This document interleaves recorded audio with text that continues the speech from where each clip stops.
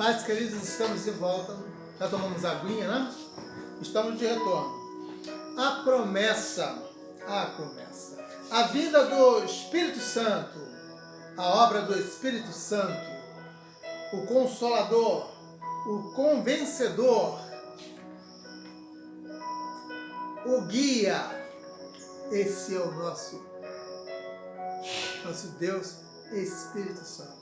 Ele é o nosso Consolador, Ele que nos convence e é Ele que nos guia. A promessa de Cristo que deixou para nós é que derramaria do seu Espírito. Né? Em contrapartida da sua partida, né? Ele deixou-nos o Espírito Santo. Ele nos anuncia isso, a vinda do Espírito Santo. O Senhor reafirmou a sua promessa e enfatizando o ministério do Espírito Santo como testemunha da cruz por intermédio dos seus discípulos. Nós vamos ler agora o versículo, o capítulo 16, versículo de 1 a 15, o tópico 2, da página 91, a obra do Espírito Santo. Vejamos então. Vejamos. 16, de 1 a 15. Tenho-vos dito estas coisas para que não vos escandalize. Eles vos expulsarão da sinagoga, mas vem a hora em que todo o que vos matar julgará com isso tributar culto a Deus. Estarão pensando que estou fazendo a vontade de Deus, mas não estarão. Isto farão porque não conhecem o Pai nem a mim. Ora, estas coisas vos tenho dito,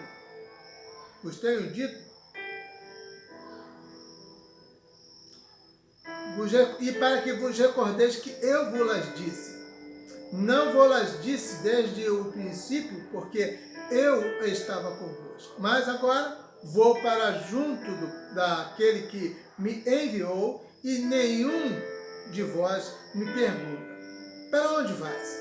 Pelo contrário, porque vos tenho dito estas coisas já, e a tristeza encheu o vosso coração.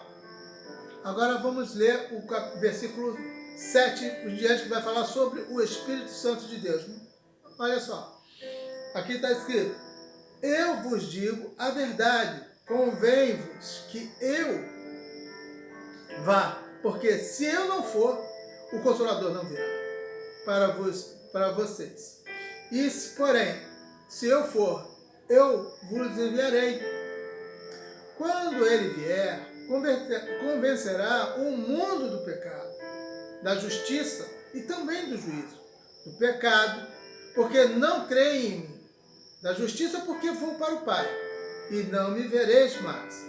Do juízo, porque o príncipe deste mundo já está julgado, tendo ainda muito que vos dizer, mas vós não o podeis suportar agora. Quando vier, porém, o Espírito de verdade, ele vos guiará a toda a verdade, porque não falará por si mesmo, mas dirá tudo o que tiver ouvido, e vos anunciará as coisas que hão de vir.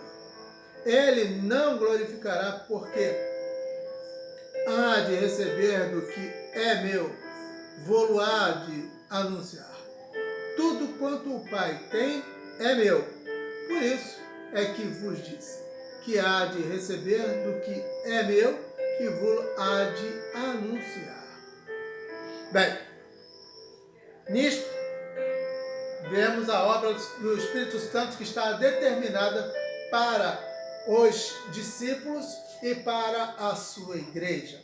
Ele nos orientaria, ele nos consolaria, ele nos daria o convencimento do pecado, como nós tivemos. Nós outrora éramos pecadores, mas tivemos o conhecimento da palavra e ele nos introduziu, né, a certeza da verdade que é Cristo. Ele ressuscitou dentre os mortos, está à destra de Deus Pai, intercedendo por nós.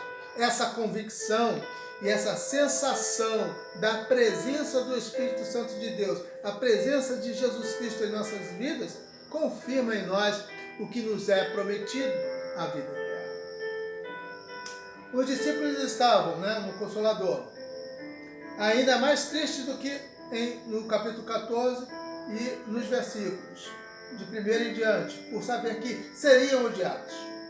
Aqui Jesus cita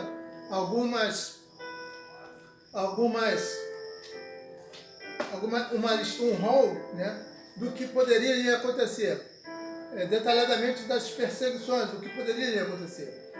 Destituídos de esperança, tirariam a esperança deles, seriam vistos por amigos como pagãos, perda dos seus empregos, exilados das suas famílias, desterrados, mortos pelos religiosos. Por exemplo, nós temos exemplos dos discípulos que foram mortos nas mãos dos romanos, dos sacerdotes e de todos aqueles que odiavam a Cristo.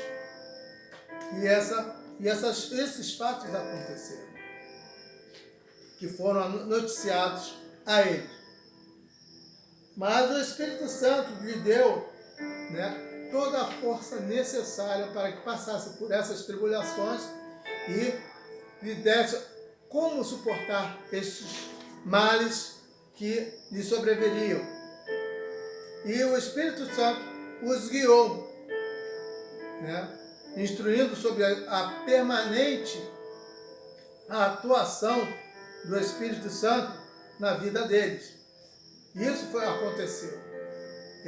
O Espírito Santo fez com que eles se enchessem da sua graça, da força, do ânimo. Ele guiou para a verdade. Ele fez com que os discípulos ouvissem a voz do Mestre, lhes desse o discernimento do que deveria ser feito. A necessidade do Espírito Santo.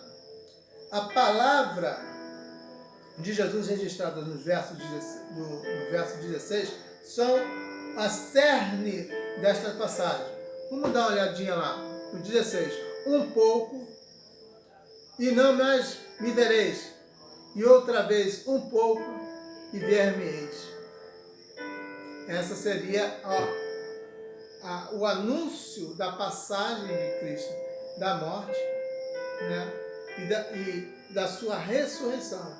Quando ele diz um pouco, não mais me vereis, porque ele estaria tombado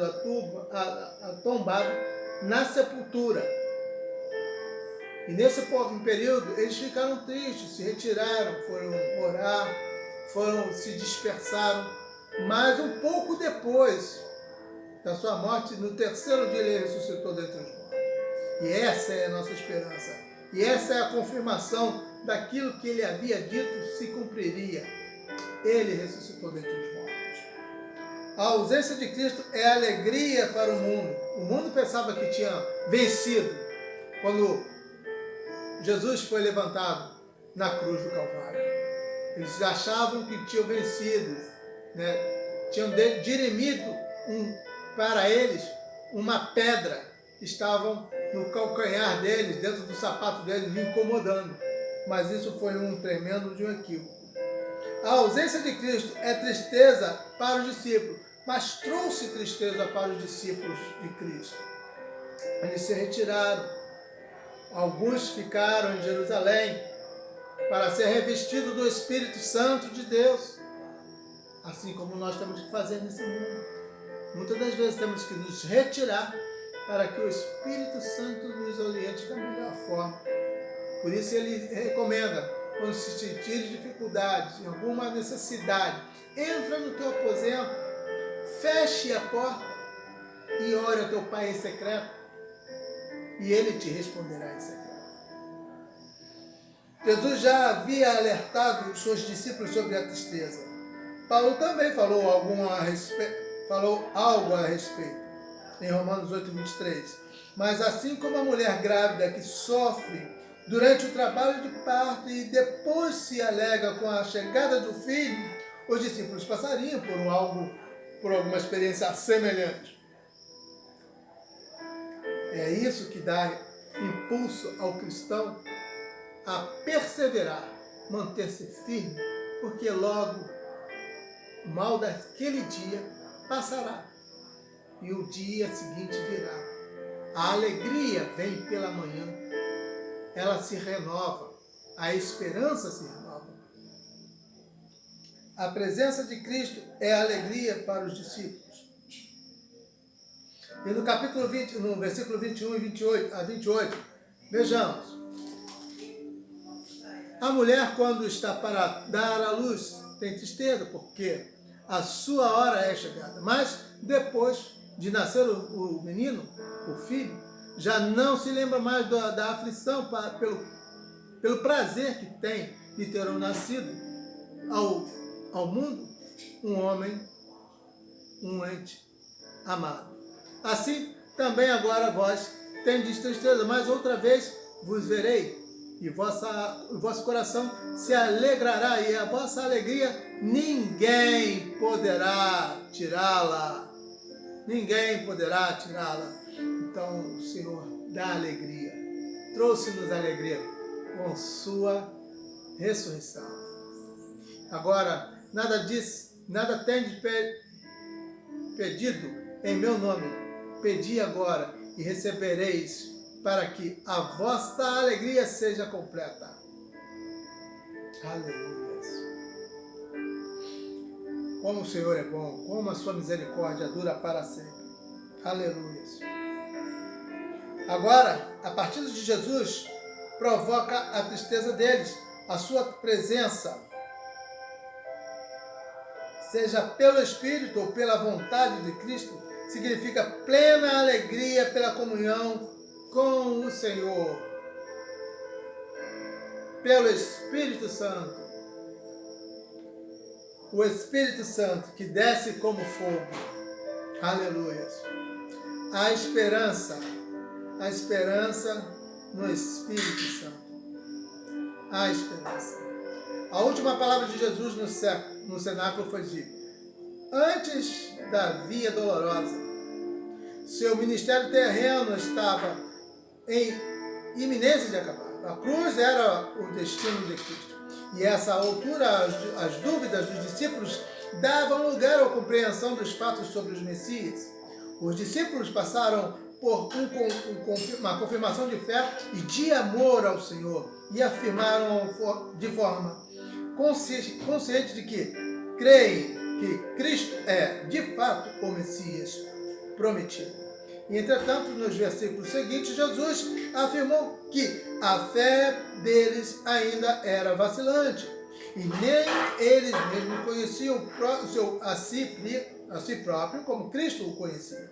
E, nesse sentido, devemos procurar conhecer a nós mesmos por meio da palavra e compreensão de quem somos de fato não está em nós, mas a palavra que nos lava, que nos modifica, que nos instrui, que nos faz modificar pela força do poder do Espírito Santo, que desce como fogo, esse fogo que consome nosso interior maligno, que tira o nosso pecado, que nos renova como uma brasa viva, purificadora.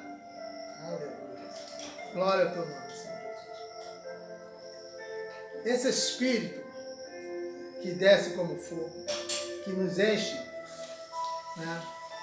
Ele nos estimula de forma a vencermos as aflições, né? E gozarmos ou nos alegrarmos na paz de Cristo e tendo a fé, mantendo a fé, né? Sendo perseverante na palavra.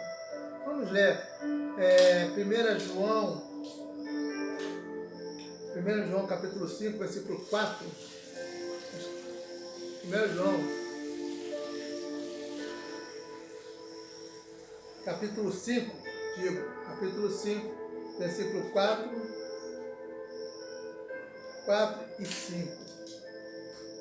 Porque tudo que é nascido de Deus vence o mundo. E esta é a vitória que vence o mundo: a nossa fé.